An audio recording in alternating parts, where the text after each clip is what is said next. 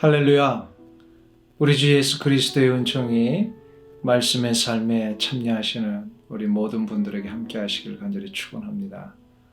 지난 학기를 잘 보내셨고 또 이제 방학을 맞이한 후에 이제 새롭게 2021년도 3월을 시작하면서 이 첫 시간을 하나님 앞에 드리며 나갈 수 있게 해주신 것 감사를 드립니다.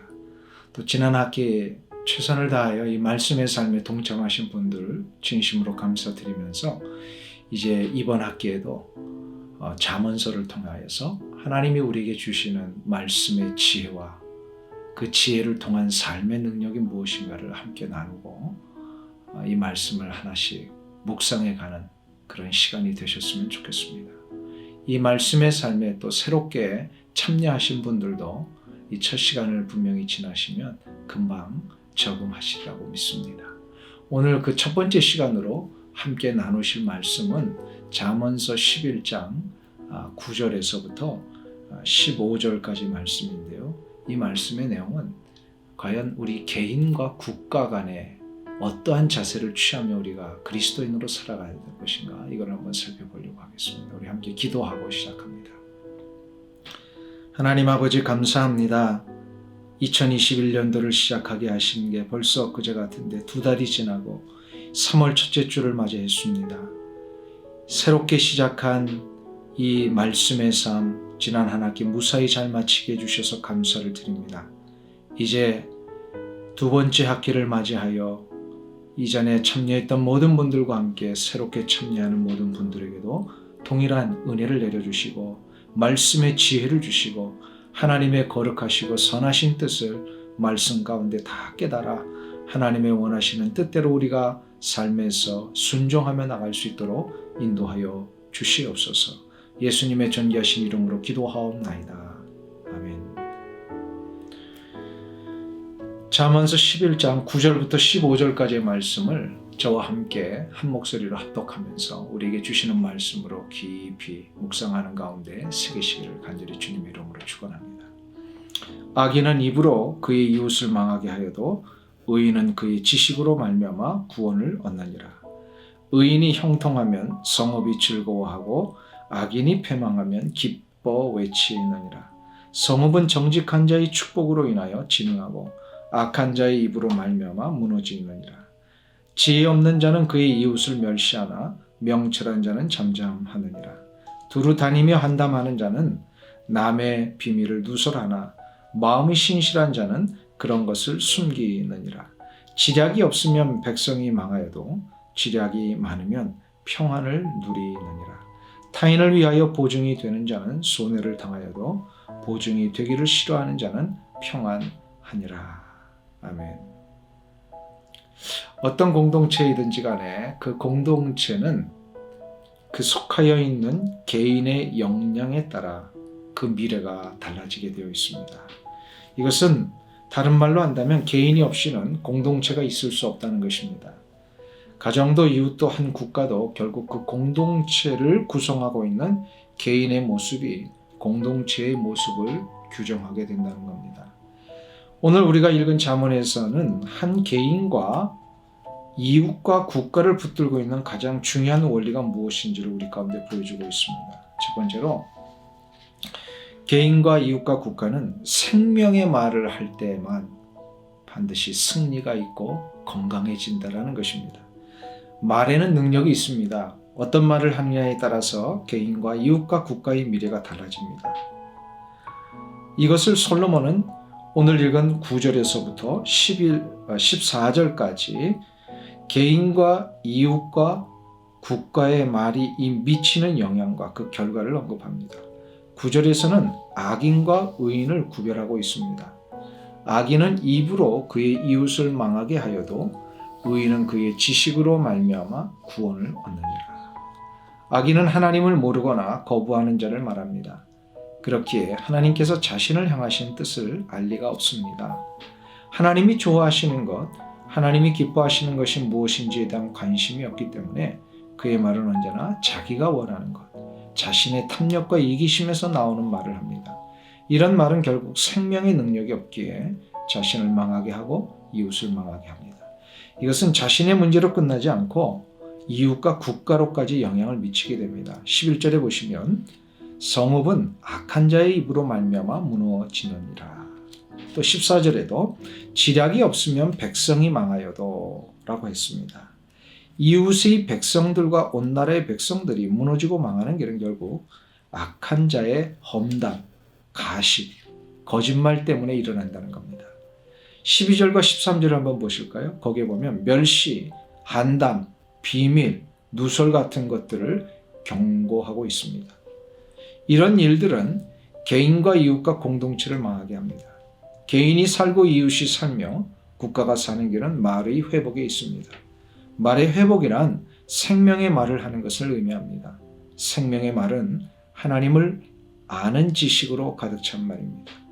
생명의 말, 축복하는 말, 세워주는 말, 격려하는 말이 바로 그것입니다. 가정에서 이루어지는 언어를 보면 그 가정의 분위기와 품격을 알 수 있습니다. 소리나 지르고 윽박 지르며 거친 말만 하면 그 가정의 교육은 전혀 되지 않을 것이며 부모와 아이들의 인격은 결코 성숙되어지지 않을 것입니다. 그런데 어떤 가정을 가보면 부모도 자녀들도 늘 존중하는 말을 합니다. 부모는 자녀들에게 함부로 이야기하지 않고 명령하지 않고 부탁을 합니다.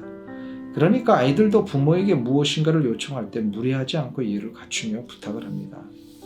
이것이 가정뿐만 아니라 우리가 살고 있는 이웃과 사회와 국가의 공동체까지 이어진다면 그런 공동체들은 진흥하며 건강해질 것입니다. 그래서 11절에서 이렇게 말씀합니다. 성읍은 정직한 자의 축복으로 인하여 진흥하고 악한 자의 입으로 말미암아 무너지느니라.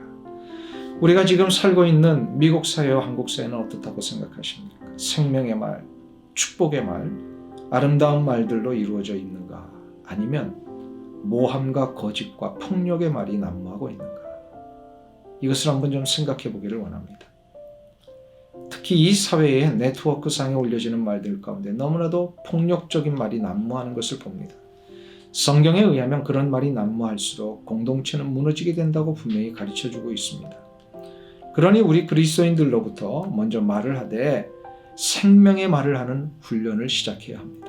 성읍은 정직한 자의 축복으로 인하여 진흥하고 악한 자의 입으로 말미암아 무너지느니라. 나라와 민족과 이웃의 회복은 말의 회복에서부터 시작되어야 합니다. 거친 말, 무례한 말, 공격하는 말을 하는 곳은 무너집니다. 그러나 축복의 말, 존중의 말, 높여주는 말을 하는 곳에는 진흥함이 있게 됩니다. 그러면 두 번째로 개인과 이웃과 국가가 가져야 될 원리는 무엇인가? 바로 건강한 경제 행위를 유지해야 된다는 것입니다. 15절을 보겠습니다. 타인을 위하여 보증이 되는 자는 손해를 당하여도 보증이 되기를 싫어하는 자는 평안하니라. 이 말씀을 가지고 어떤 이들은 보라, 성경에 보증 서지 말라고 하지 않았느냐 라는 식으로 해석하는 분들이 있습니다. 그러나 결코 사랑과 섬김의 한 방편으로 약한 자를 위해 경제적인 부분을 분담하는 것까지 성경은 금하시는 것이 아닙니다.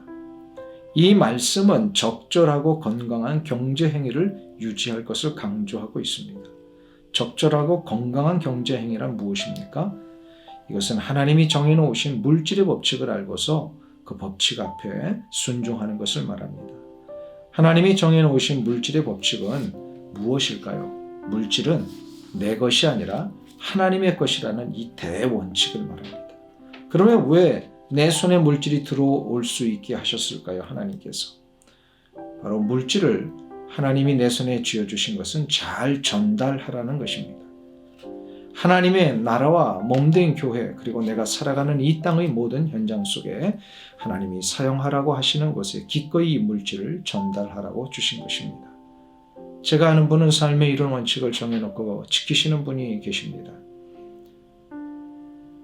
바로 누군가가 도움을 요청해 온다면 그분이 요청하는 액수만큼 줄 수 없을지라도 그래서 요청하는 액수의 아주 작은 부분을 감당하는 한이 있더라도 거절은 하지 않기 위해 노력하고 또 노력한다는 겁니다. 참으로 건강한 모습이라고 생각합니다. 또 어떤 분은 이런 원칙을 정해놓고 계십니다. 누군가가 물질을 빌리려 오면 안 봐도 될 만큼만 빌려주자. 이것이 바로 적절하고 건강한 경제 행위입니다. 건강하다는 것은 이 물질 관계로 인하여 내가 무너지거나 상대방이 무너지는 것이 아니라 오히려 마음의 기쁨과 넉넉함을 유지하면서 무엇인가에 도움을 줄 수 있는 것을 말합니다. 이것은 국가 공동체도 마찬가지입니다. 너무 많은 빚을 지거나 너무 규모 없이 소비를 함으로 감당할 수 없는 상태에 이르지 말고 절제와 경량으로 건강한 경제 행위를 할 수 있을 때에 그 공동체는 계속해서 승리할 수 있는 겁니다. 수년 전에 캘빈 대학교에서 며칠간 교육을 받으면서 그 학교에 세워진 구름다리에 대한 유래를 들은 적이 있습니다.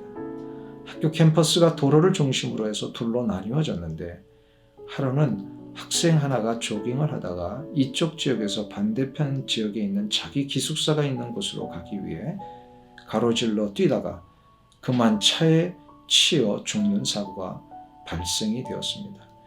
이것을 안 교단의 지도자들이 다시는 이런 일이 발생해서는 안 되겠다고 여기면서 한 가지 제안을 했습니다.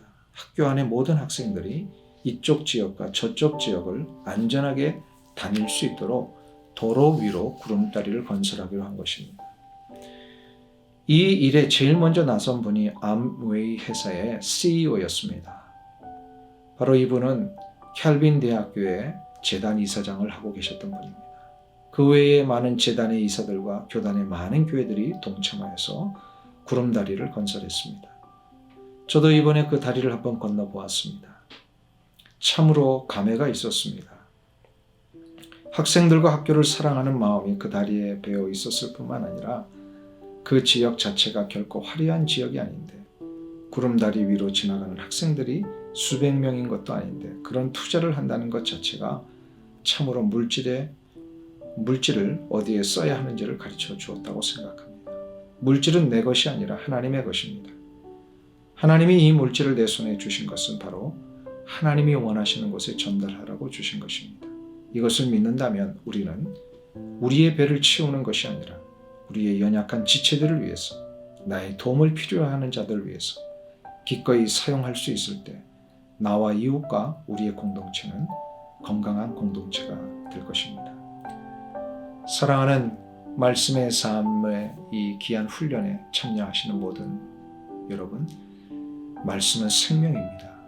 그래서 그 말씀을 깊이 간직하고 묵상하는 것 매우 중요한 일입니다. 그런데 이 말씀을 하나님이 허락하시는 뜻대로 살면서 실천하며 순종하는 것은 더더욱 중요한 일입니다. 그런 의미에서 나의 삶에 허락하신 개인과 이웃과 국가 공동체를 바르게 세워가는 이 원리를 잘 감당하셔서 말을 적절하고 덕스러운 말로 여러분의 모든 환경을 생명의 역사로 이끌어 나가시고 또 가장 건강한 경제 행위를 통하여서 여러분의 가정과 일터 속에 많은 이들을 돕고 살아가시는 귀한 은혜가 있으시길 주의 이름으로 축원합니다. 감사합니다. 한 주간도 평안한 한 주간 되시기를 간절히 주의 이름으로 축원합니다.